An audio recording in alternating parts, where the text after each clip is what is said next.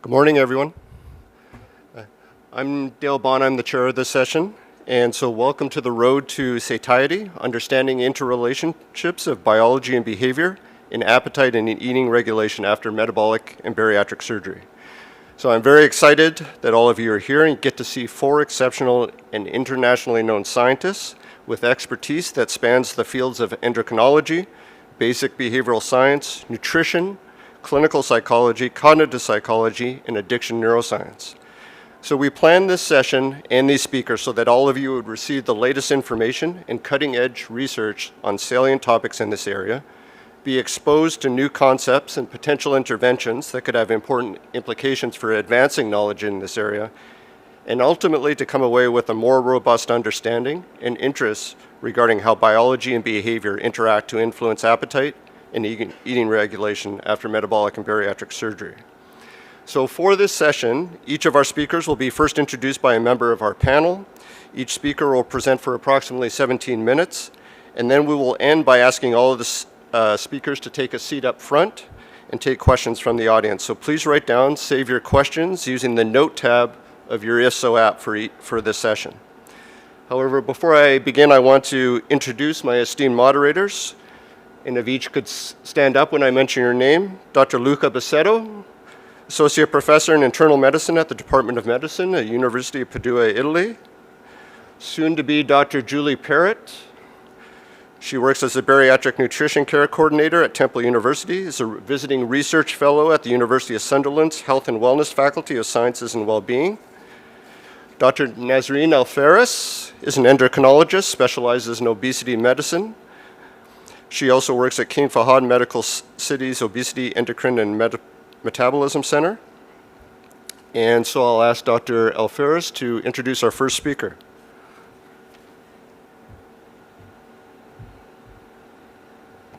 I am not as tall as Dale, so we'll just bring this down a little bit. And it is, good morning, everyone. It's my great pleasure today to present Professor Rachel Batterham. Rachel is a great speaker, we know, and she is a former professor at the University College of London. Her CV spans as being one of the greatest scientists in obesity medicine. She's an endocrinologist during her time at the University College of London, had great publications and a lot and research regarding obesity and its complications. She has moved recently to the other side, to Eli Lilly. We are very excited to have such a great scientist again with Eli Lilly to help us move the pharmacotherapy of obesity forward in our world. So with I don't want to take a lot of time doing this. It's again a great pleasure to present Professor Rachel.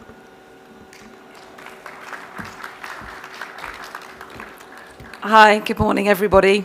I want to start by saying that if you ask the vast majority of people, how does bariatric metabolic surgery work, they still think it works by restriction and malabsorption. And that's true for all healthcare professionals and also patients who come seeking metabolic and bariatric surgery. So we have a huge amount to do to make sure that everybody knows that this works via altering biology, and that's how it works. Now the question is, can I get the slides to advance? Probably not. That would help. There we go. Right. Here are my disclosures, and as Nazreen's already said, I still hold a position at UCL, but I am now a full-time employee of Eli Lilly, and what I'm presenting to you today are my views, nothing to do with Eli Lilly. So let's start off with this slide. So we've all seen this slide, that metabolic bariatric surgery engenders marked, sustained weight loss. And at the moment, it is still the most effective treatment for people living with obesity. But we're not just interested in weight loss. We're interested in improving health. At least 4 million people die every year as a result of obesity. This is a huge number, and it's really not appreciated. So not only does bariatric surgery cause weight loss, it improves all of the complications that come with obesity and prevents the onset of incident complications. And moreover, it reduces mortality. So this is the tool that we have in metabolic bariatric surgery. So I'm going to take a step back, because in order to understand how bariatric surgery works, we need to know what it's doing to appetite regulation. And we also need to remember that ensuring that we have adequate nutrient intake is critical to survival. We wouldn't have survived as a species unless we had multiple systems that drove us to eat. So we have all of these signals that come from the gastrointestinal tract, adipose tissue in the pancreas, that act on the unthinking parts of your brain, the homeostatic regions, to drive food intake. So these signals drive the feeling of hunger. But most of us don't eat because we're hungry. Most of us eat because of other reasons. I'm sure over the next 3 days, many of us will eat because of social occasions. We'll eat because there's a nice pastry presented to us, or because we have jet lag. So if we're going to change body weight, we need to think about both of these systems, the homeostatic signals, but also the rewarding aspects of food intake. And this is more complicated still. So regulation of body weight is incredibly complicated. And that means that if you just tinker with one part of the system, then often we don't get enough weight loss, or we get weight regain. So keep this in your mind the whole time. It is an incredibly complicated system that is set up to drive us to eat when food is available. So what happens after bariatric surgery? What do patients report? Well, they come back and they say, don't feel hungry anymore. I'm forgetting to eat. I can sit at a table and I can think about the conversation. I feel full. I'm not interested in the foods that I've previously found interesting. They'll come back and say, I don't like chocolate anymore. I can't go in the fish and chip shop. I can't eat Chinese food. So there's a switch, not only in appetite, but there's a switch in taste and food preference. So patients will say that food tastes differently. And this is really important that they know this will happen. And also, for example, if their big emotional support is chocolate, that they know that after surgery, they might not like chocolate. So they're going to need something else if that is their support system. Well, what about taste? So as I've mentioned this already, and this just highlights one of the studies that we've done, is that not everybody has taste changes after bariatric surgery, but those that do, there's a relationship with greater weight gain. So the patients who report changes in taste, if you then follow them up, have greater weight loss in the long term, because again, it's changing their eating behavior. Well, what if we start looking at the appeal of food? So we can use different contexts here. We can look at weight loss through lifestyle modification with gastric banding, which doesn't have the biological changes, or with bypass. And this study showed that after gastric bypass, then food is less appealing. And this study also used brain imaging. So you can use functional brain imaging to interrogate which areas of the brain are affected after bariatric surgery. So the orbital frontal cortex and the amygdala are key regions that drive behavior and reward. And after gastric bypass, then the response of the brain to food cues changes in these areas. Moreover, there are multiple studies that show that after bariatric surgery, there's a rewiring of the brain. So how one part of the brain talks to another part of the brain changes relatively quickly after surgery. And there are studies that show that these changes are not weight loss dependent. They happen relatively quickly in the same way that people report reduced appetite within days of surgery. So you could argue that actually every metabolic bariatric surgeon is a brain surgeon, because this is completely changing the way that the brain talks to other parts of the brain and alters neural plasticity. And for me, I think this is probably one of the most exciting areas that we need to understand a bit more as to how bariatric surgery alters brain structure. Well, to come back a step, so the GI tract is the largest endocrine organ in the body. It produces a myriad of hormones and signals that act upon the brain and also the pancreas to regulate both food intake and glucose homeostasis. And on top of that, we have the enteric nervous system that signals to the brain.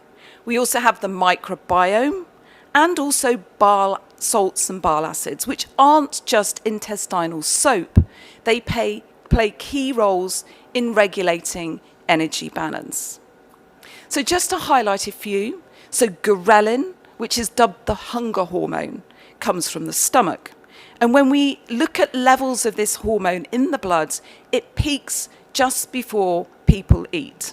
So when you're sitting there busily working and it's coming towards lunchtime, you think, oh, I feel hungry. That will be your ghrelin. And when you move time zones, it takes about 6 days for your ghrelin to reset itself to the right time zone. And if we infuse ghrelin to healthy volunteers, then it increases food intake. So ghrelin is really important for driving hunger. As soon as a person goes on a diet, then levels of this hormone go up, and it's part of the reason why people regain weight when they have a lifestyle modification. Well, what about the other side? So peptide YY, which is a hormone I've spent quite a lot of time working on. This comes from the sort of mid and lower intestine, and the levels in the blood go up after you eat and proportionate to the amount that you've eaten. So if you eat a large meal, the levels go up more, and also protein and fat particularly release PYY, whereas carbohydrate doesn't.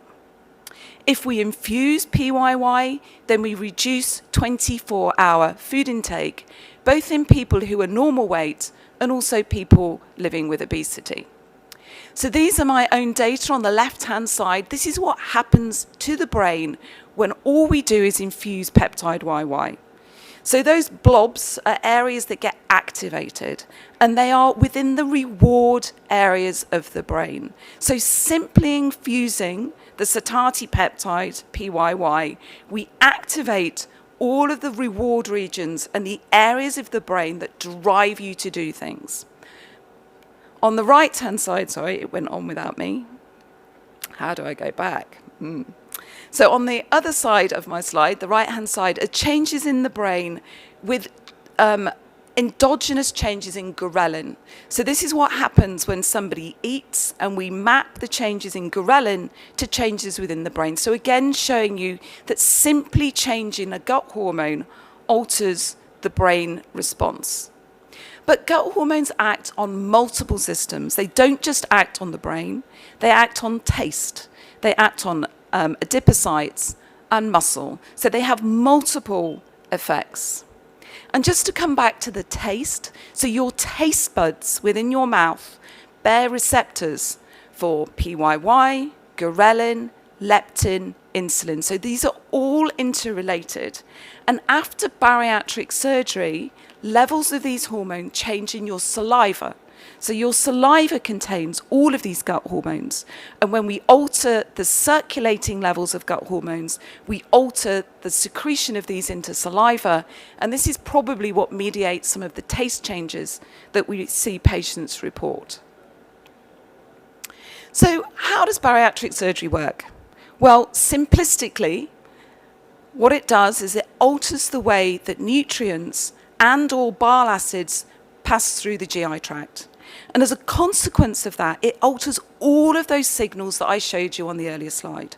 So we're altering all of the gut hormones, we're altering enteric nervous system, we're altering bile acids, and we're altering the microbiome. So it's an incredibly powerful maneuver in terms of engendering multiple changes, not one hormone, but several hormones are changed after bariatric surgery. And this isn't a new concept. So if we go back to 1997, this is where these data are from, showing you changes in gastrointestinal hormones. And in this paper, it was suggested that these hormonal changes drove the beneficial effects of bariatric surgery. Now, it just shows you how long it takes. Somebody comes up with an idea, and often it will take 20 years, probably more, for that idea to become mainstream and accepted. So anybody who's just starting off in research, don't expect your ideas to be accepted straight away. It takes a while. But it was this paper from David Cummings' group that was really a sort of landmark study to do with bariatric surgery. Because rather than ghrelin, the hunger hormone, going up after bariatric surgery, despite weight loss, it was markedly suppressed. So this really suggested that maybe these hormonal changes are driving the beneficial effects. And then there are multiple studies that show that there's a relationship between increase in the satiety hormones and reduction in ghrelin after bariatric surgery. But the literature is controversial. And this is because measuring gut hormones is not easy. If you stress somebody out and give them a vasovagal, then their gut hormones go up. If you give them a different meal the night before, I showed you the PYY stays elevated for 12, 14 hours. So if you're going to measure somebody's PYY, you have to standardize what you do the day before. Also, exercise affects these hormones. So aerobic exercise suppresses ghrelin and increases PYY and GLP-1. And also the hormones are incredibly labile. They're broken down quickly in the blood. And they also get broken down in a syringe of blood. So if you take these hormones, you have to process them in the right way. And that's why the literature is quite messy. So one of the studies that we did is we took mice and we knocked out the gene of peptide YY. And then we gave them a high-fat diet and did bariatric surgery. And we found that if we take mice that don't have the gene for PYY, then we don't see the weight loss or glucose effects after bariatric surgery. So sleeve gastrectomy and Roux-en-Y gastric bypass or bypass are the two most common operations, but they change the anatomy in a different way. So therefore, they alter the gut hormones differently. What you see after sleeve gastrectomy is not what we see after gastric bypass. So sleeve gastrectomy removes the majority of the stomach, which is where ghrelin comes from. So sleeve gastrectomy markedly reduces ghrelin. So if your obesity is driven by ghrelin, then sleeve gastrectomy is a great operation. If your obesity is predominantly related to low GLP-1 and PYY and not ghrelin, then those people don't do so well with a sleeve gastrectomy. So going forward, we probably need to really tailor what we're doing with an operation to the biology. And this is what we see. We see a variation in response to bariatric surgery. And this has been shown by multiple studies. These are the individual curves after sleeve gastrectomy and Roux-en-Y, showing the marked variation. Now, this is biology. It's not the patient, it's not the surgeon, it's the biological response to the surgery. And we know that people who have a suboptimal weight loss response have less of a reduction in appetite and a different change in satiety. And if we look at gut hormones, then people with a suboptimal weight loss response have less of an increase in the satiety hormones, and they have a greater ghrelin. So this is just showing you again that if you have a good response, then you have a much better gut hormone response. And this is a study that we did. We've got 85 patients. We've done gut hormone meal studies before surgery and then at intervals after surgery. So the idea here is, can we predict? Can we work out who's going to have a good response to bariatric surgery? At the moment, we can't do it pre-op. As soon as somebody's had the surgery, then we can. So at the moment, we haven't quite got there. The converse is true. So if you think about people with excessive weight loss, and this is just showing one of our patients who had 50% body weight loss and her BMI went down to 20 and she was hospitalized. And when we looked at her nausea, she felt exceptionally nauseated the whole time. And what we did is we blocked her gut hormones using octreotide. So octreotide blocks all of your gut hormones. And when we gave her octreotide, her hunger came back and she managed to stabilize out her BMI at 25. And she's been on octreotide now for 10 years. But if we stop it, then she loses weight because she has a profound PYY response. So the other study, which is from Jens Holz's group, again, is trying to block these hormones. So we can use Exendin 9 to block GLP-1, and we can use DPP-4 inhibitor to block the conversion of PYY3 to 36. Again, this isn't an exact science, but it shows you that if you block PYY and GLP-1 after bariatric surgery, then food intake increases by about 20%. And again, it's not just one hormone, it's not two. It's the myriad of hormones that we see after bariatric surgery. So bariatric surgery alters eating behavior. And this is why it leads to marked, sustained weight loss. Both of the surgeries, or any surgery, leads to multiple changes. And this is what drives the response. And people who have a poor response to surgery, this is because they don't have the biological response. And what we need to do is work out how can we do this before surgery? Because we don't want to do surgery on people who have a poor gut hormone response, because they'll end up with a poor weight loss response. And we now know that the genetics of a person impact on weight loss. If we look at identical twins, they lose the same amount of weight after surgery. If you look at husband and wife sharing the same environment, then there's a massive difference between the two, just highlighting the role of biology. So there are multiple mechanisms that contribute, and we are still learning. Thank you very much for your attention.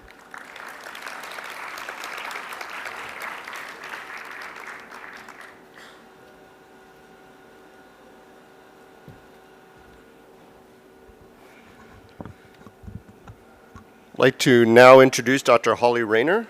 So Holly is a professor in the Department of Nutrition and the Executive Associate Dean of Research and Operations in the College of Education, Health, and Human Sciences at the University of Tennessee. She holds degrees in public health nutrition and clinical psychology. She's internationally known for her research on what she's going to talk about today is dietary variety and habituation and the implications for that in the context of surgery. She was also recently appointed as a member of the Dietary Guidelines Advisory Committee for the United States, so she'll be determining what all of us eat in the US. So please introduce Holly Rayner.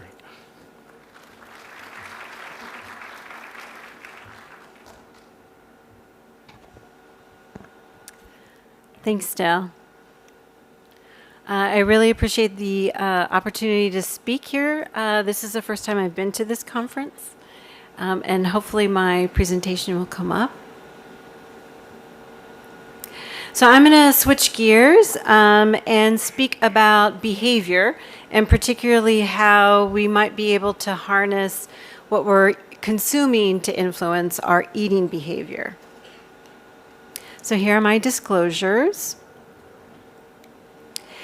And what I'm going to try to do in this session is really give you a brief introduction to a very basic behavioral theory called habituation theory, and then go through some of the research that we've been working on over the past decade in which we have developed a dietary variety prescription and show you what the outcomes that we are getting with that.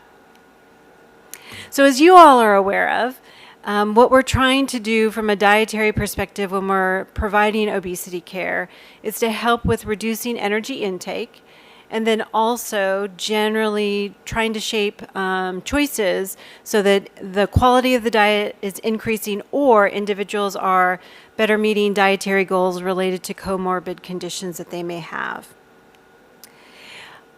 But the challenge for that for many people is that behaviorally that's hard to maintain over long periods of time.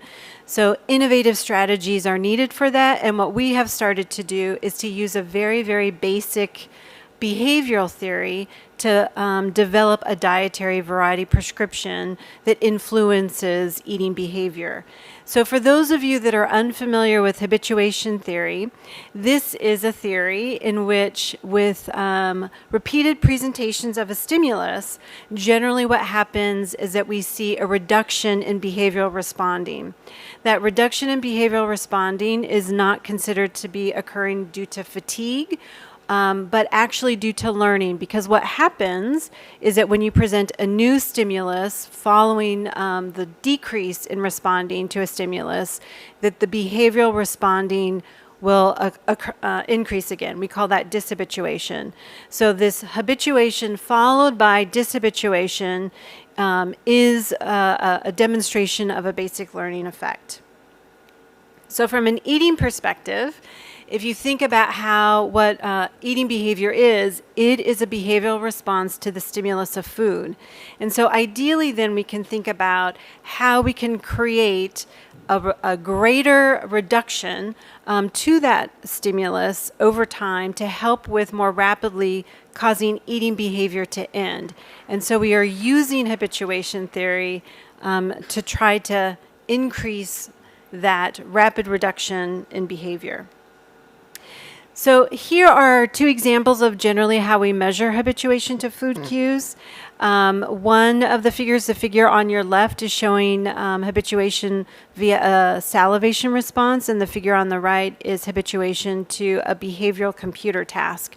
But what you can see in both of these measures, as with the repeated presentation of the same food cue, you see a reduction in responding. So a reduction in salivation or a reduction in the behavioral cue task. Then when a new food cue is presented, you see the dishabituation occur and that there's an increase in responding again.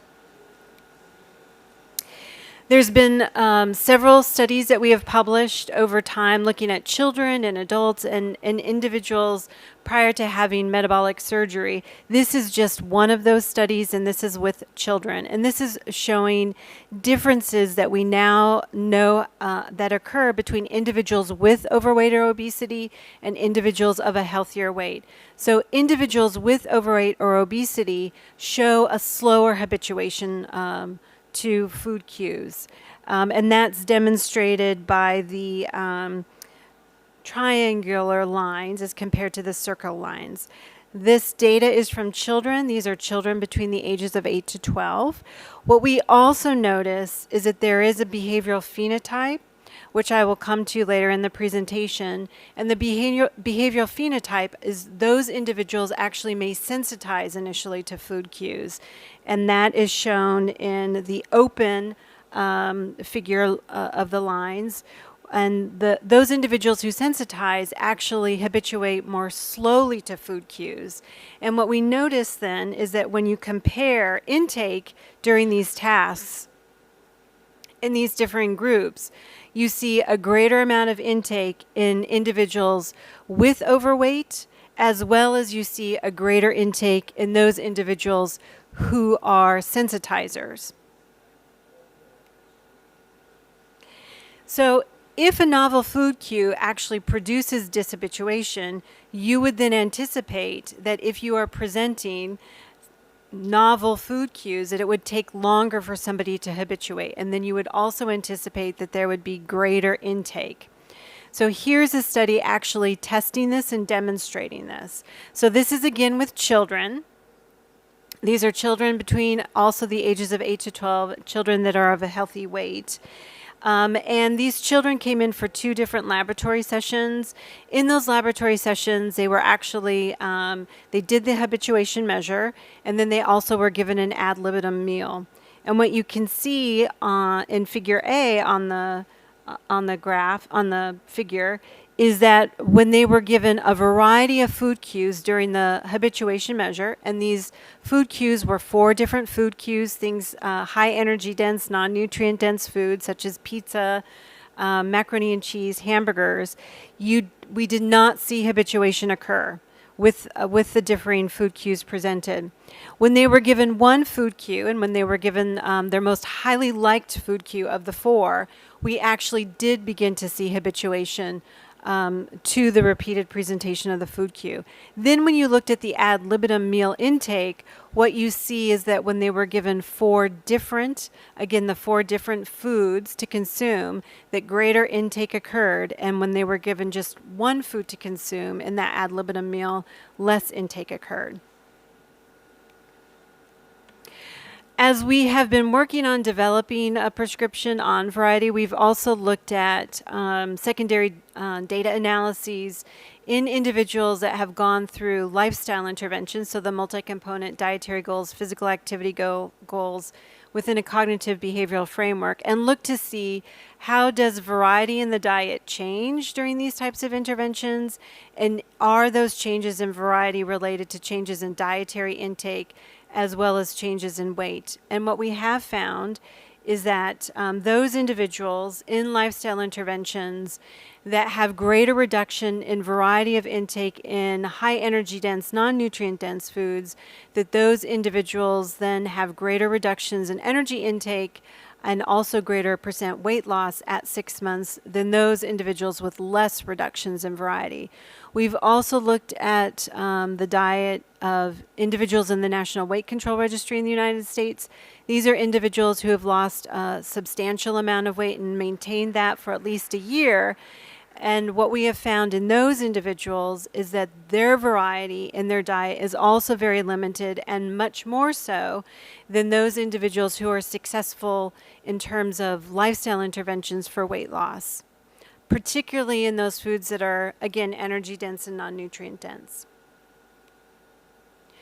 So as we have been collecting this data, we began to think about, well, then how would you put together a limited or a dietary variety prescription that actually can harness the effects of habituation and help with reducing energy intake, and also then help with weight loss. So we've really looked at two things to help begin to develop this type of prescription. One is, how can we ascertain what actually contributes to variety? So what types of foods have to be different enough to create dishabituation in individuals. So for example, if somebody's eating tortilla chips, if you add a condiment, will that cause habituation? If somebody's eating the same food, macronutrient composition is identical, but if there's a different flavor, for example, will that cause dishabituation?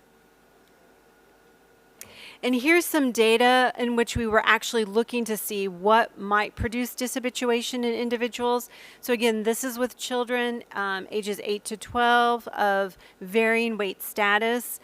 All of these children actually went through a habituation measure, and in the habituation measure, they were all given the same food cue, which was elbow macaroni and cheese. And so you can see that habituation occurring. Then they were randomized to a recovery or a dishabituation phase. The measure was with the computer task, so the ratio for the computer task was changed during the recovery phase, and they were either then asked to work towards the same food, which was the elbow macaroni and cheese, a different or a similar food, which was macaroni and cheese but spiral shaped, so the same taste but visually different, and then a different food. So this was chicken nuggets. And what you can see is the rate of dishabituation occurred was much greater for the similar and the different food. And there was no statistical difference between those two foods. And then when we look at what happened with energy intake, again, with the similar and the different foods, you see a much greater intake. We also wanted to ascertain, can we see long-term habituation? So rather than just looking within a session, especially if we think about a dietary prescription, we have to be able to see this occurring over several days, months, weeks, etc. And so we actually began to test that also. This again was with children. These were children with overweight and obesity. And these children came in for 5 different meal sessions. And in day 1, they were all given the same food to eat for dinner, which was elbow macaroni and cheese. And you can see on day 1, they all consumed about the same amount of energy.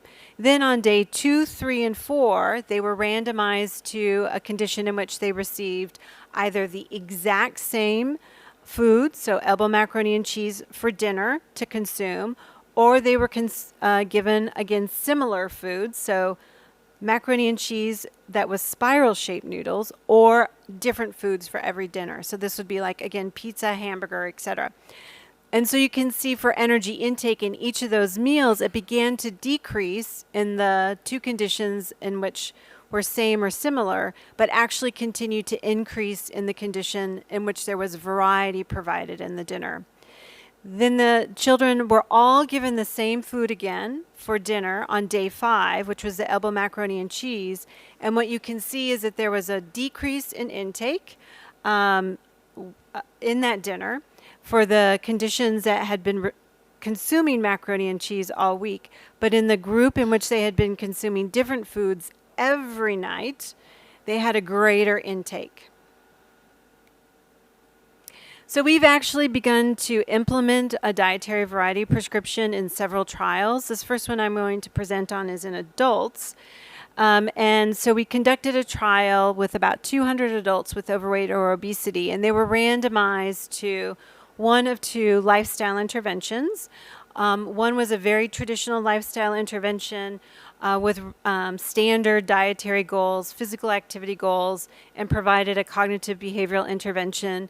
And the intervention was 18 months long because we wanted to see long-term what did this look like. Then we had a second condition that had our variety prescription. So in this, we were targeting reducing high energy dense, non-nutrient dense foods, particularly things like cookies and chips and ice cream. So in a sense, those snack type foods. And we asked them to pick 2 of these foods. And we asked them to be very specific in terms of the flavors of these foods. And then we encouraged individuals to go to these foods when they wanted something sweet or savory to consume, and to try not to consume other forms of these foods or other flavors of these foods. We did encourage people to choose foods that they were already consuming in the diet, as well as foods that they felt comfortable being able to limit their intake of, so being able to comfortably eat a serving. And this is what we found in terms of energy intake. We found that indeed within this food group itself, we saw a greater reduction in intake of energy in the group that had the variety prescription, the limited variety prescription.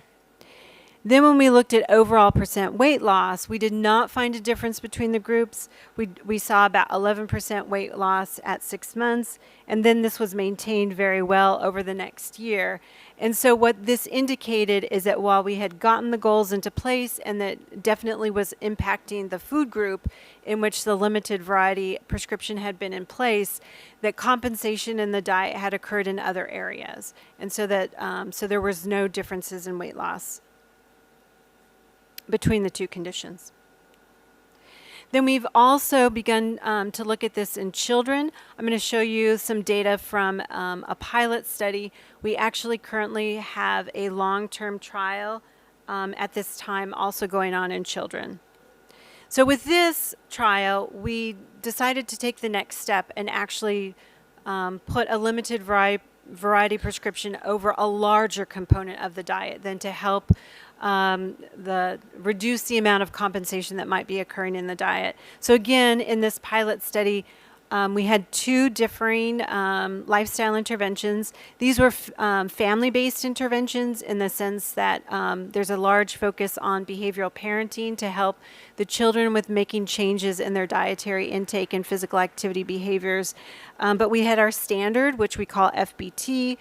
So again, they receive very standard dietary goals for children, physical activity goals, and this behavioral parenting intervention. The dietary intervention that was implemented is called the Traffic Light Eating Plan. In this plan, foods that are high in energy density and low in nutrient density are called red foods.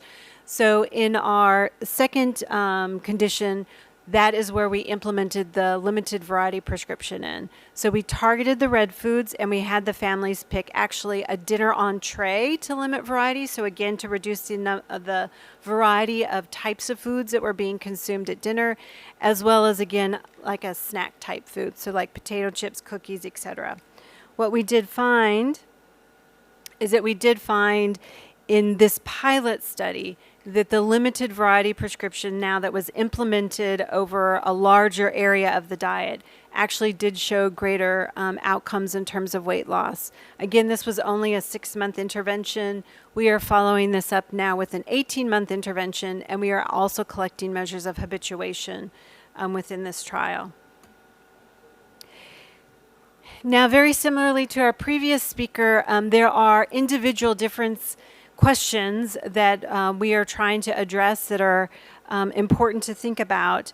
As I mentioned, obviously we see those individual differences in individuals depending on their weight status, but we see that behavioral phenotype where we see that sensitizers are slower at habituation. It does look, and you've seen this graph before, again, just to remind you what those sensitizers look like, it does look like that those individuals are at greater risk for weight gain. Most likely due to a slower habituation rate during eating. So this is data from that same study that's just showing that the children that are sensitizers actually have more weight gain over time than children who are not sensitizers. So ideally then, if we can identify these behavioral phenotypes, this type of variety prescription may be more helpful for them. So this is a very precision nutrition focus. Now, in the area of metabolic and bariatric surgery, this type of dietary variety prescription has not been tested in this population. So given our research that does show that habituation is very, very delayed in this population, might this type of dietary prescription be more beneficial for individuals post-surgery? Also, might changes in gut hormones that we just heard about earlier, might this actually increase the effectiveness due to the learning component and the gut-brain axis? And then finally, do the changes in gut hormones following surgery, does that also influence or can that alter that behavioral phenotype of sensitization? And with that, I just want to acknowledge the different research groups that have been working in this area. Thank you very much.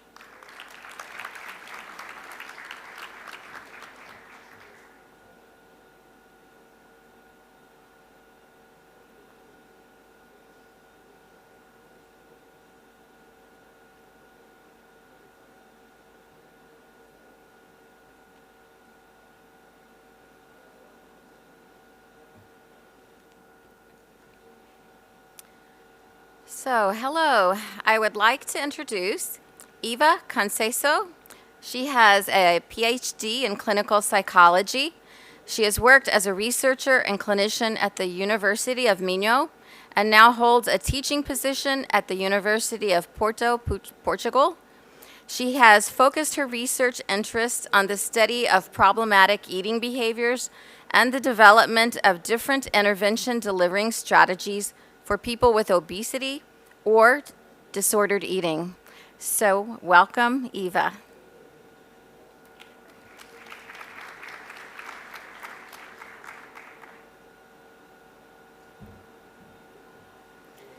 Thank you. Good morning.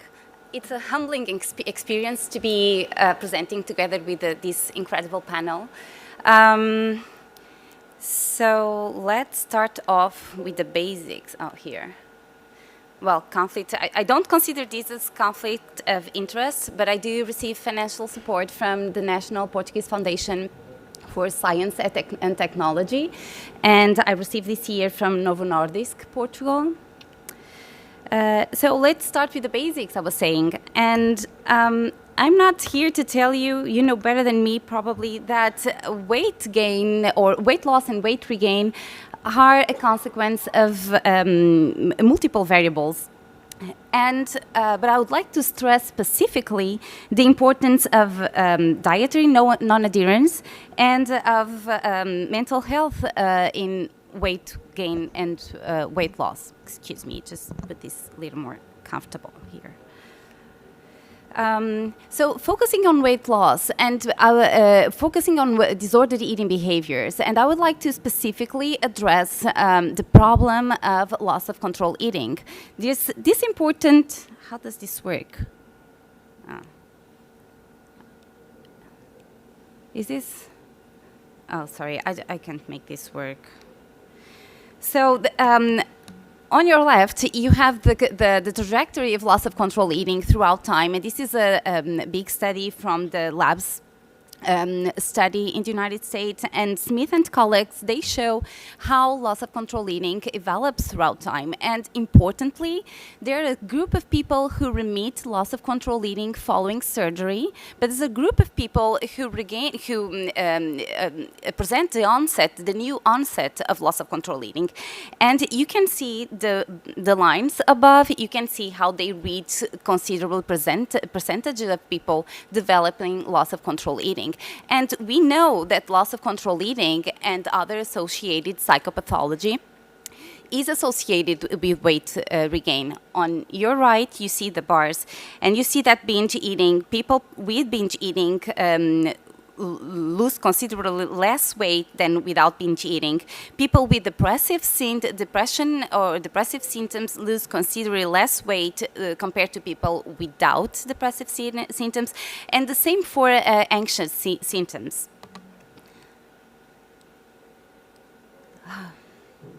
Okay, I can't make this work. Sorry. Keep trying. So the field moves in order to understand what variables are associated with the loss of control eating, since these have been strong predictors of weight loss and weight regain following surgery. And body image is one of the concepts that helps us understand these dynamics. So body image after bariatric surgery, or concerns about body image, have been highly associated with loss of control eating and compulsive eating, with depressive symptoms and other psychiatric symptoms, but also with suicidality. It's also associated with great functional inability due to excess skin, with experience of social discrimination and bullying, and with increased BMI and lower percentage of weight loss. So it seems like body image is a concept that needs to be looked at if we want to explain psychopathology and ultimately quality of life following bariatric surgery. But body image is a multifaceted contrast, and it's a complex construct to understand after surgery. And the research shows that body image is not directly associated with weight loss. And while some patients may experience great body image improvement after surgery on some dimensions, other dimensions are not improved as much. And this is particularly important and highly related to the excess hanging skin resulting from bariatric surgery. Now, understanding body image and its correlation with eating disorder and ultimately weight gain. Of course, the research tried to understand how psychopathology may be associated with these dynamics. And of course, it is associated, and some studies, in particular this recent study from a Turkish team, they showed that the relationship between body satisfaction and disordered eating behaviors was mediated by both depression and anxiety. Now, when we want to look and to think about body image, there's a special case for body image shame after bariatric surgery. So let's start off with the definition of shame when we think about psychological constructs. So shame has been defined as the unwanted universal emotion that emerges in social context when the self perceives that others evaluate him or her as weak, unattractive, inferior, or defective. And this puts them at risk for higher criticism, judgment, and particularly rejection. So in bariatric surgery, we know that there's a lot of shame placed on their body and weight image. And this is highly due to excessive hanging skin, as I was saying before, also due to weight regain, because these patients underwent bariatric surgery, they were expecting weight loss, and a considerable percentage presents weight regain afterwards. But finally, also, for those receiving body contouring surgeries, these patients also have scars that are a focus of shame for some of them. And working with body shame, or when they experience body shame, they usually experience negative affect, and sometimes they resort to inappropriate weight control strategies to control their weight or body shape, or to compulsive eating or problematic eating behaviors to deal with those negative experiences that they're experiencing. Now, our team decided to try to articulate these different constructs in a single model, and we found that this model, we wanted the model to understand uncontrolled eating in post-operative patients. This is a sample size of more than 200 patients, and we found that in order to understand loss of control eating, all of these variables were significant, and importantly, the discomfort with excessive skin was only related to disordered eating, or to, in this case, with eating disorder psychopathology, via body image shame. So body image shame, you can see that the direction from discomfort with excessive skin to eating pathology, it was related, it was significantly associated in the correlations, but it's non-significant here because it's fully mediated by body image shame. So eating disorder psychopathology is highly related to body image shame after surgery. Now, we expected that depression and general psychological distress was associated or would increase this relationship, but we were surprised to find that this relationship between excessive skin and body image shame leading to eating disorder psychopathology was not related to psychological distress. So this relationship would happen regardless of the psychological stress of these patients. This indicates that body image shame can be present and associated with loss of control eating or with disordered eating behaviors, even for highly functioning patients. And we see that. We see that some patients are very happy about their outcomes, but they also present disordered eating behaviors. So, talking about body image and body image shame, it's highly linked to weight stigma, which is a topic that we've heard before and yesterday in the postgraduate students. So body bias refers to the negative weight-related attitudes, beliefs, and assumptions and judgments towards the individuals who are overweight and obesity. And the expression of weight bias leads to stigmatizing attitudes and so-called weight stigma.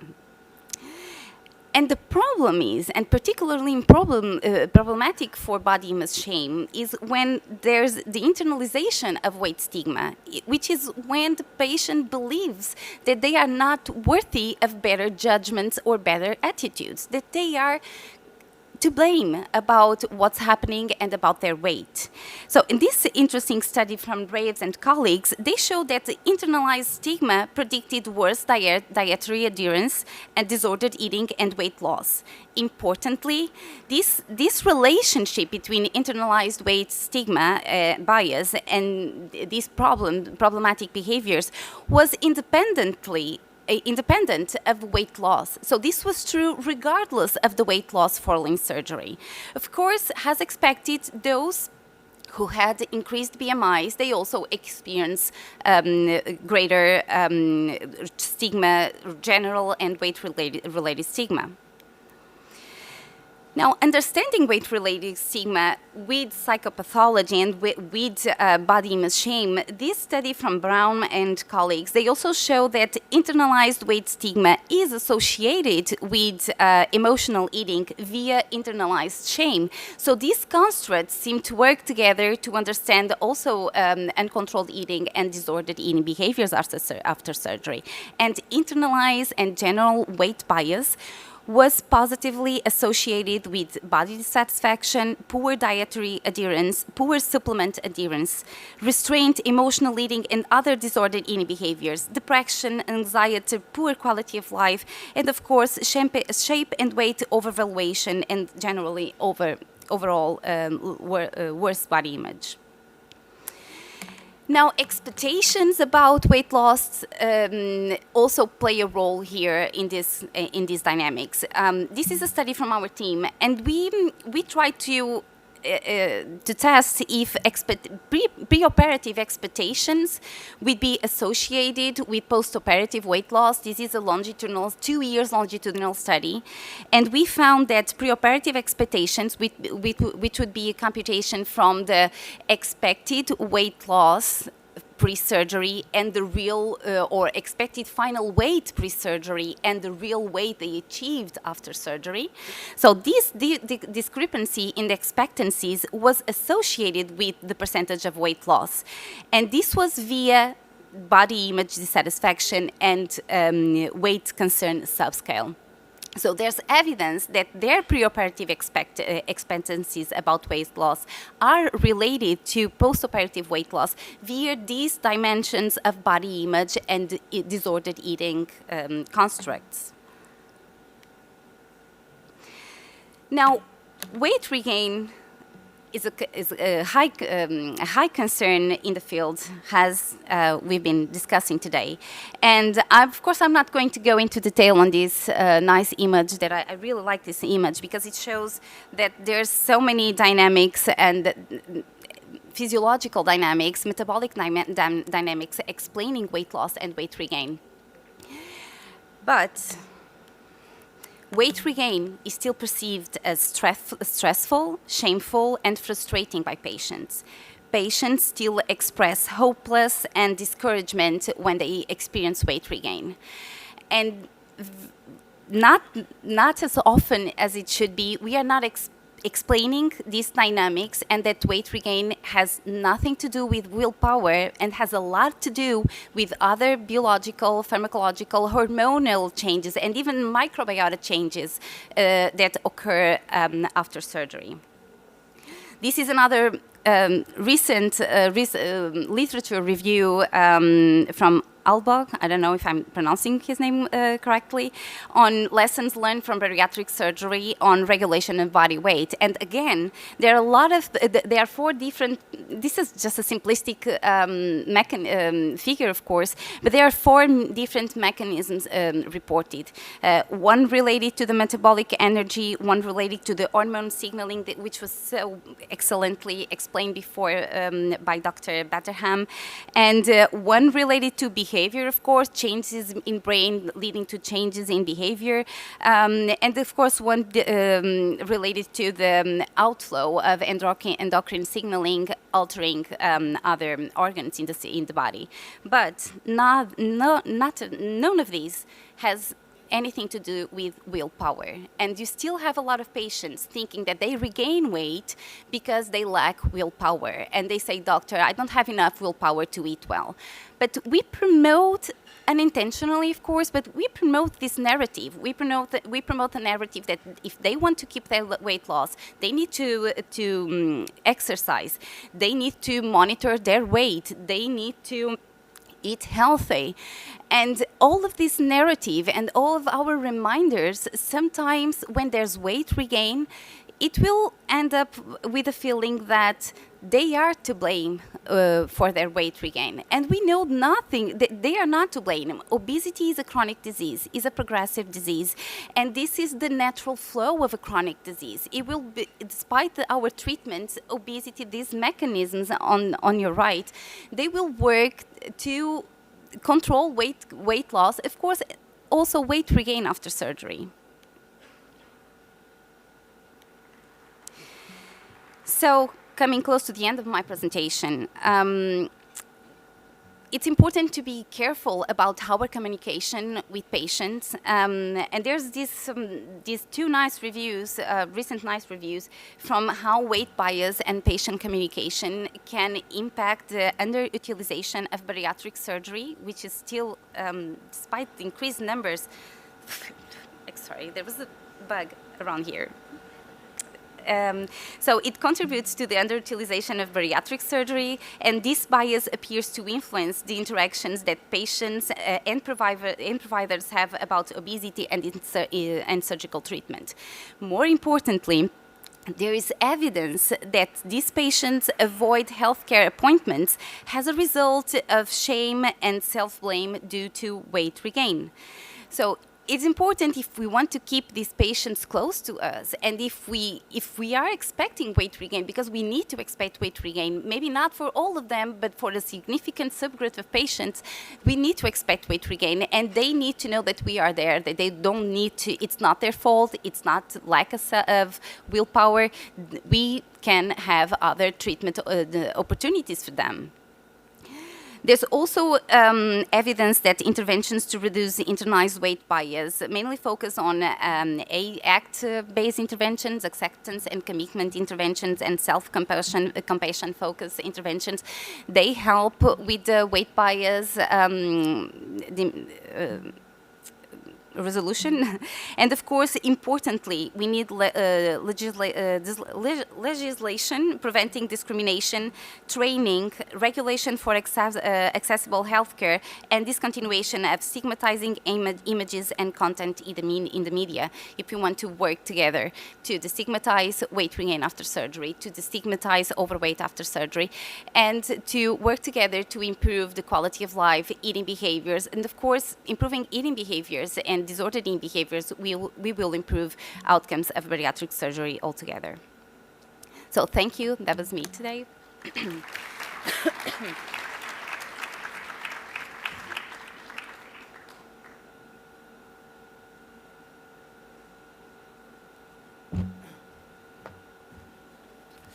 Good morning to everybody, and my personal welcome in Italy. I hope that you will have time to visit this fantastic city. We arranged to have not a very good weather today because we prefer to have you in the room, but the weather will improve. So I hope that we have time next days. I will introduce for you the next speaker. The next speaker is Dr. Van Steel. Van is an addition neuroscientist and an assistant professor in the Department of Psychiatry in the School of Medicine at Yale University. He directs the Steel Lab at the Neuropsychiatric Research Center, is part of the Institute of Living at the Hartford Hospital in the United States. The group is committed to develop treatment for individuals with substance use disorders, in particular using a new technology that is transcranial magnetic stimulation in order to improve neuroplastic changes in the brain. The work is funded by several sources, including the Brain and Behaviour Research Foundation, the Yale Center for Clinical Investigation, and in particular the Hartford Hospital, the National Institute on Drug Abuse, and the National Institute of Mental Health. The work that Van will present today is a new avenue of research in collaboration with Dr. Bond, funded by the Hartford Hospital, applying transmagnetic stimulation, transcranial magnetic stimulation to modulate reward circuitry in pre-bariatric surgery patients. Please, Van, the floor is yours. Great. Well, thank you for that introduction, and thank you all for being here. It's my first IFSO, so let's get started. So this is me, very long title. I'll get through some of the complex things. I'm going to go into some detail in some areas, but sort of high level in others. Happy to talk about any of it afterwards. Just to start, here are my disclosures, funding sources. I've got a big team that does all this work, so I want to start by thanking them so we don't run out of time, because without all of these people, none of this would be possible. With that, I always have this shameless plug. If you want to come work at Yale or my center, you like what we're doing, come chat. Always looking for good people. One of the questions you might have is, why is an addiction neuroscientist here, right? So I think that there's this constant push-pull, this gas pedal, this brake. It goes across many clinical populations. So this beach is just down the road. So we could all get to choose to be there or here. Everyone in this room chose this, right? So we have this drive to go have fun, be outside. The weather's not great, but it still would be lots of fun. We have lots of these situations in our lives, right? We can choose to study, which most of us have done that to get here, right? Or go out with friends. We have this choice, this push-pull.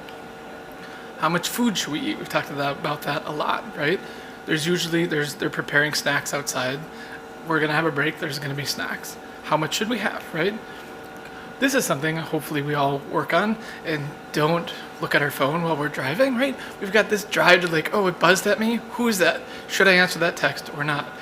So these, hopefully we can keep in balance. And so in my world, I focus on folks who maybe drink too much. They use heroin, they use cocaine. These are all things in their lives have gotten out of balance. And in this conference, it's more of the food related, right? There's this imbalance that's driving behaviors and then sort of poor medical outcomes. I look at this in the addiction side, there's this brain model. We don't have to get into a lot of details here, but there are lots of cognitive functions in different parts of the brain that are affected here. And we know that these parts of the brain are related to these cognitive functions, and they're all dysregulated in addiction. And there's a lot of overlap, I think, in the addiction stuff and then the food stuff as well. So this model is great because it's drug agnostic. It maps onto all drugs of choice. It's a common circuit. It's cyclical in that when somebody comes in for treatment or a research study, they're in one of these states and different brain regions are implicated and maybe malleable for an intervention.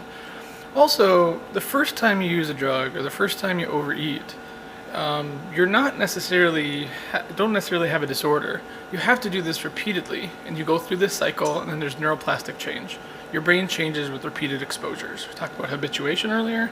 It's the same sort of thing, in that you become less rewarding in certain areas and more rewarding in others, and your brain changes. And so we could potentially harness that neuroplastic change as an intervention.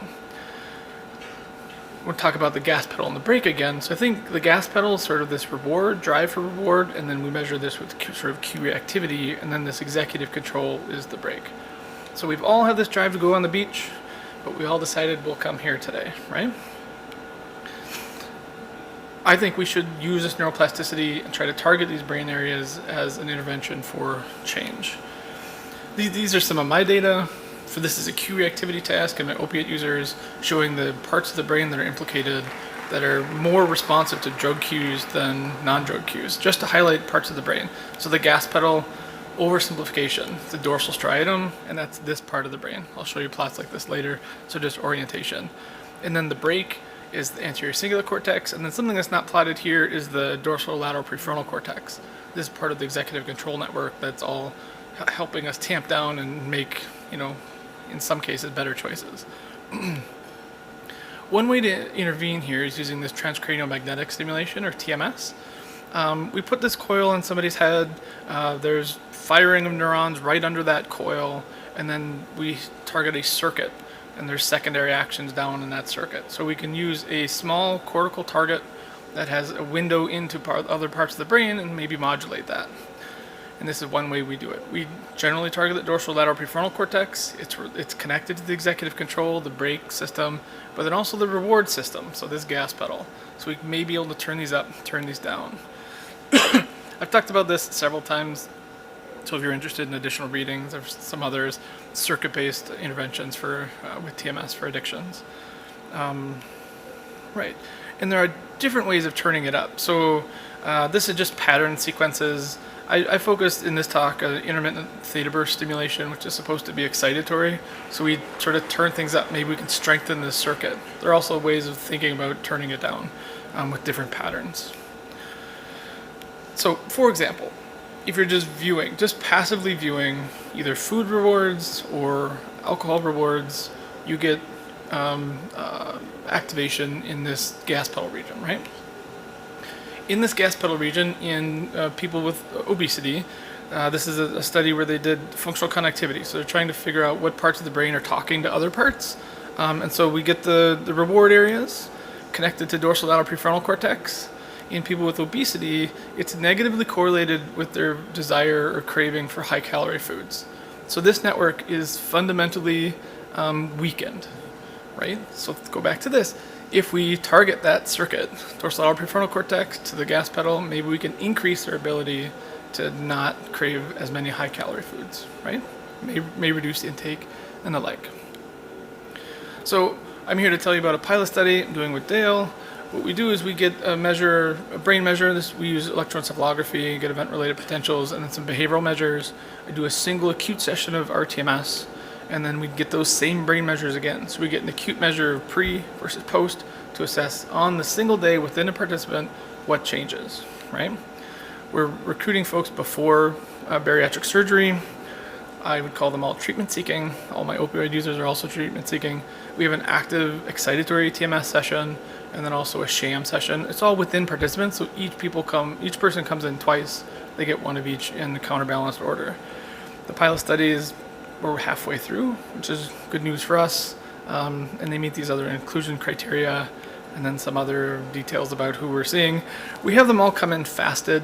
We give them a small breakfast right before, or about 30 minutes before we start doing any measurements, and then they get another breakfast about 30 minutes before they get the second measure. So we're trying to stabilize that.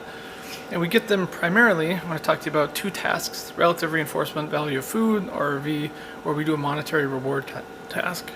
Generally, we want to know which one of these is malleable. Can I change either of these, behavior or brain function? And then how do we relate the brain function to behavior? I'll start with monetary reward task. We show them some stimuli. They get to just choose 5 or 25 that's on the screen. They make the choice of 25 in this case, and if it turns green, they win 25 cents or they lose. So this is just a reward task. They get feedback of either they won or they lost. This is event-related potential, just showing you that your brain responds to gains and losses differently. And what's important is this negativity, this FRN. It's a feedback-related negativity, is more negative when the process is greater, like there's increased processing of the win or the loss. Usually losing gets a larger response, but we want separation between those, and more negative response is important. A colleague shared this with me. These are all polysubstance users. The first is not the same task, but something similar. The first two blocks, they did not present TMS, and they showed no difference between wins and losses. And then the second block, or the third and fourth block, they did TMS, and they did resurrect this negativity. So the ERP world is weird. He plots negative up. So this chart negative is up. So the separation between these two is important in that he's resurrecting further processing with a TMS intervention. Same spot I use DLPFC, modulating reward processing. So that's what we were hoping here. Oh, I forgot my animation. So this is pre-TMS, and that's post-TMS, right? So we want to try to do the same thing. So I've got win processing and loss processing. The sham TMS, it looks like, so here now we've got negative is down, so larger negative is good, so that we're increasing our reward processing at some level. Sham doesn't increase the loss processing, so that's good. We wouldn't want much change in the sham sessions.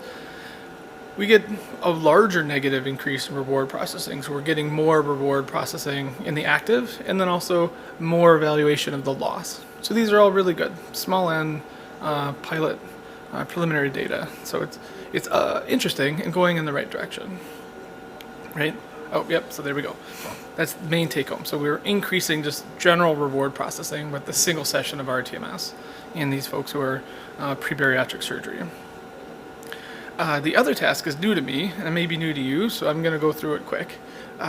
We give people a choice of food. So we have these foods in the room, we give them a little snack, and you get to rate how much you like it. So think about this with me. You get a little piece of chocolate chip cookie, and you rate how much you like it. And then you get some chips, and you rate how much you like that. And then you rate this caramel cookie chocolate candy bar. How much do you like that? And then these nacho cheese chips. How much do you like that? And this is in the room. And then we give you a task and you say, all right, I asked my daughter and she's like, I like the cookie. Okay, good. We'll do the cookie. And I present this with you and say, if you had to choose between getting a quarter or 100 calories of your favorite thing, your cookie, would you press the same button press? So we give you this little clicker and you say, all right, you have to press 20 times for each one. Which one would you pick? So you'd get cookie. What if I said 40 times for the food, but still 20 times for the quarter, or 60, or 80, or 100? When we go to an astronomical number, nobody ever picks 16. But point is that at some point you get this break, like, oh, I'm no longer going to work as hard for the food as I will for the money, and you have this break point. And so we're hoping that this number pre-TMS is highish. I'm just randomly picked 5 here. And the hope then is post-TMS, we've reduced their wanting or their desire to have this food. That is in the room. They know they could get this food if they push it, right? But then they'd have to work for it. And that's basically let me show you what we've got with our 5 people.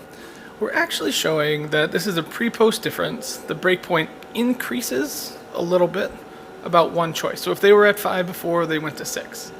Not a huge difference, but something. And this is in the sham session. So maybe, they haven't eaten a whole lot. They didn't eat since the night before. We didn't give them a whole lot of food. Maybe their wanting for food or craving for food is increased.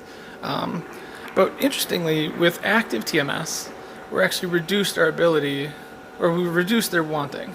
If we think this change in wanting is 1, we're less than 1 in their breakpoint. So again, small sample. Oh, I meant to point out, Dale and I wrote a protocol paper that's in review, so that'll be out soon if you're interested. But this is all in the right direction and very promising at some level. So we're decreasing with a single session of RTMS, their desire for food. So this preliminary evidence is actually quite promising, I think, in that we've increased reward processing in individuals that have this dysregulation of reward, and then we're decreasing food wanting in this acute RTMS session. So again, very promising at the beginning here. But then many steps in the future, right? Which is great. Great science generates many more questions than it answers. So what if we had more pulses in a session? What if we did more sessions and did an intervention, right? What if we assessed longitudinal measures after we did multiple sessions, and et cetera? Like just sitting in this session today makes me think about what if we get into ghrelin or PPY or different types of food, right? Maybe what is the interaction of those? What is the difference between before bariatric surgery and then after bariatric surgery? Does the neuroplasticity change? Is there a specific time that somebody's more malleable to this type of intervention that we could affect the greatest change in somebody's life, right? Also, this opens the door to many clinical populations, and lots of people are doing TMS for lots of different areas. I would sort of caution that it's not a silver bullet. It won't fix everything. It doesn't fix really anything. It helps, right? And I'm a strong believer if we target a circuit and we know why we're doing it, we can hopefully move something up and down and understand how best to implement it. And so with that, thank you for your time.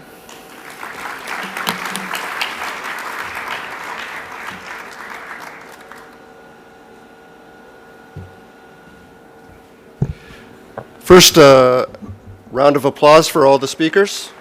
It's fantastic. And thanks to all of you for your attention. I'd now like to ask all of the speakers to come up to the front, and we'll take some questions.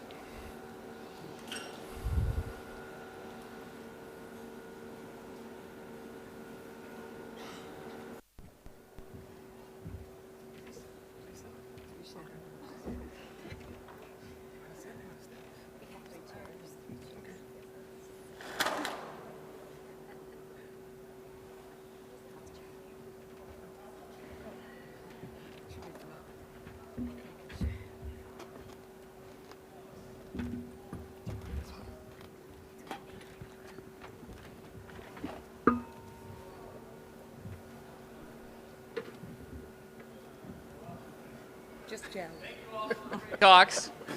There we go. Dr. Steele, my question is for you. That's a very, very interesting topic. I'm a bariatric surgeon. The mental part is such a big piece of this journey for patients.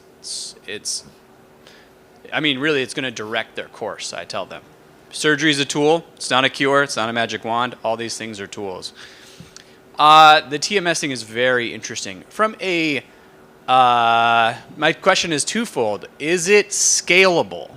Like, is TMS, I just don't know enough about the therapy. Is this a therapy that we could do on a scalable stage with thousands, if not hundreds of thousands, if millions? I mean, there's 140 million people in the United States with obesity. 140 million. Is this a scalable option? And then second thing, safety-wise, what's the downside? Yes, thank you for that question. I think I skip over a lot in a short talk, but yes, TMS is actually FDA approved for depression, OCD, and now a different type that I use is for helping with smoking cessation. So I think it is scalable. There are some limitations, the machine's some expense, and you have to have a technician, but it's really not that hard. You know, I mean, it's less than a doctor's salary, I'm sure. We could cover all of it.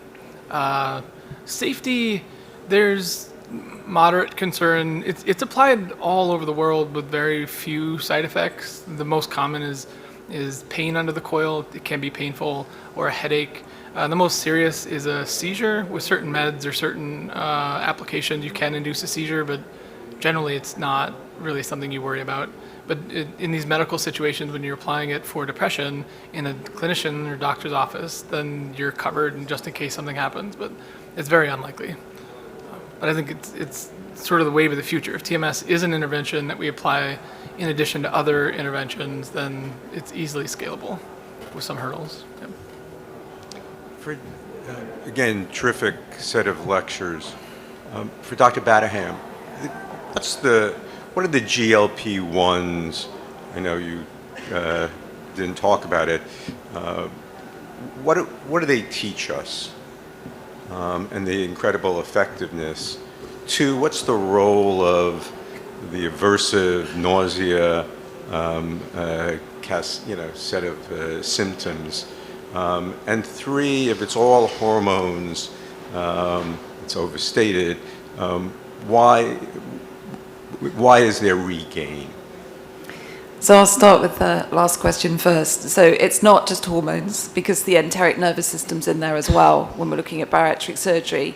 And because obesity is a progressive disease, we expect that if we follow any person, their weight increases, and there's a switch in more fat mass as we age, unfortunately. In terms of, there's a fine line between satiety and nausea. We've all been there when we've eaten a massive meal and we've eaten too much and we feel sick. And that's the sensation that people have with the GLP-1 medications. So it's kind of a switch into nausea. And as we know from the GLP-1s, there's tolerance to that. And there's no relationship between the people who have the worst nausea and vomiting compared to weight loss. So we know that if we look at longer term weight loss, then there's not a direct readout between nausea and the weight loss they have. But I think the key thing is we can't just use one hormone because of the plasticity in the system and the compensation, which is why with anything we need multiple tools. What we need to do is get better at deciding which tool for which person. So who will do best with transcranial, who will be fine with an obesity medication, and who needs everything. And I think that's where we need to kind of work together as we go forward and not have one type of treatment versus the other. Thank you. Good morning. Thank you so much all for these interesting talks. Walid Al-Kayat, bariatric surgeon and assistant professor from University of Nottingham, UK. My question to Dr. Vaughan, thank you so much for this talk. We are, in our unit, we have a big research program about transcranial stimulation. I would like to ask you, why TMS, not direct current stimulation? And what's the difference? Is there any differences between both of those methods of stimulation?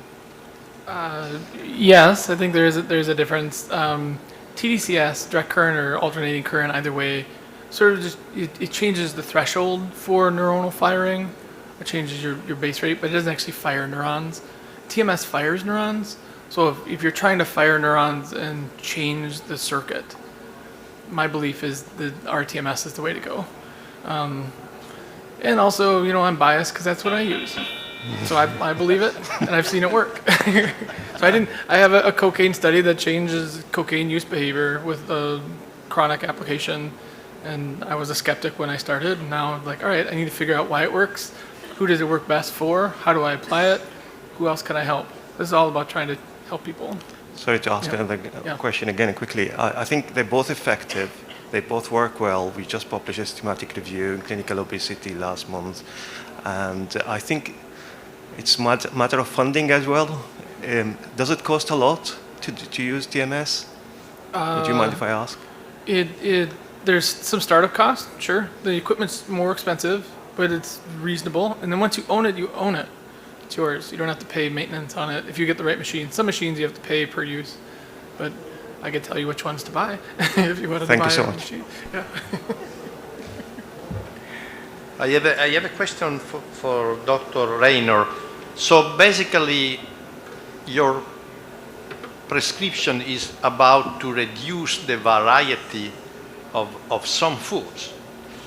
My question is about the individual and social acceptability of this kind of prescription, because normally increase the variety of food, to have a huge variety of food is considered a good dietary choices.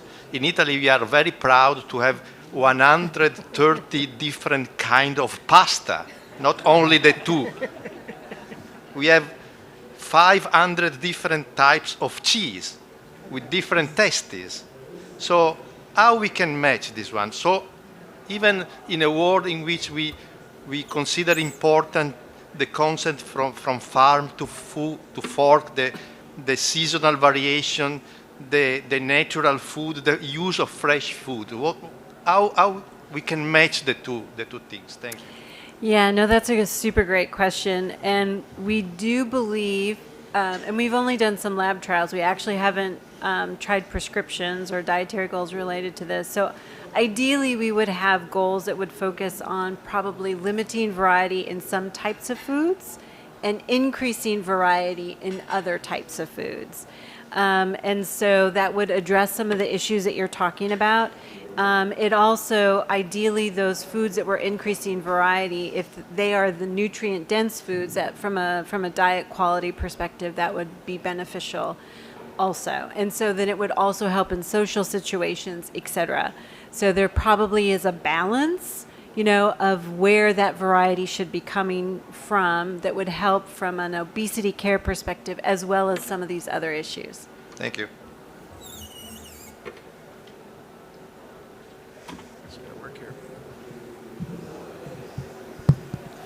Just a follow-up question for Dr. Raynor also. I'm bariatric surgeon James Hamilton, Topeka, Kansas. I've gotten to the habit of asking a brief diet history of all of my patients and have sort of loosely correlated that with weight loss when I see them in follow-up. It seems to me that people who do tend to choose the same things for breakfast every day or the same things for lunch tend to be more of my successful patients. Have you thought about doing a prospective trial where you actually look at what post-op bariatric patients eat and see if there's a difference in outcomes based on the variety that they eat? We have collected that data, but we have not looked at it. But you're right, not only from a habituation perspective, but the adult literature very strongly suggests that individuals who, in a sense, are able to put more sort of structure in their diet generally do better in all types of our obesity care interventions. And this could be due to a number of things. Some of it is related to cognitive load. So if I've got more structure, I'm not having to, on the fly, sort of think about stuff as much. And so that can help. But in general, yes, we generally find that individuals who are able to put more structure in their eating do much better.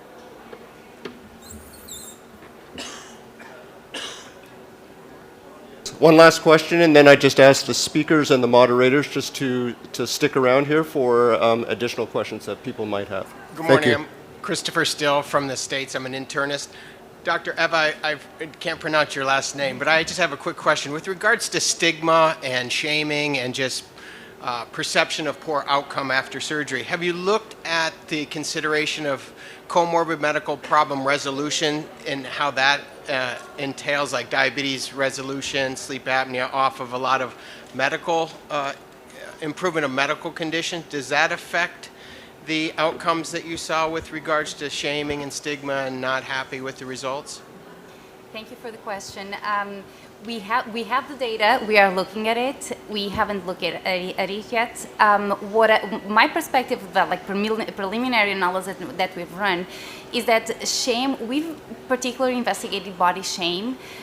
There's also shame associated with these conditions, and particularly that it's highly rewarding for the patients when they are not experiencing taking so many medicines, and then when they experience resolution of these comorbidities, but they are not related. We haven't found, like preliminary analysis, we haven't found correlations with body image shame. We probably need to assess a different kind of shame, but it was not correlated with body image shame. I'm sure there will be something positive associated with resolution comorbidities and other positive feeling after surgery, but was not correlated, not in this preliminary analysis at least. Thank you very much. Right, thank you again to the speakers. What a great start to the conference. And I encourage you to go speak to any of the speakers if you have additional questions. Thank you. I enjoyed your talk. Oh, thank you. You often Likewise. lose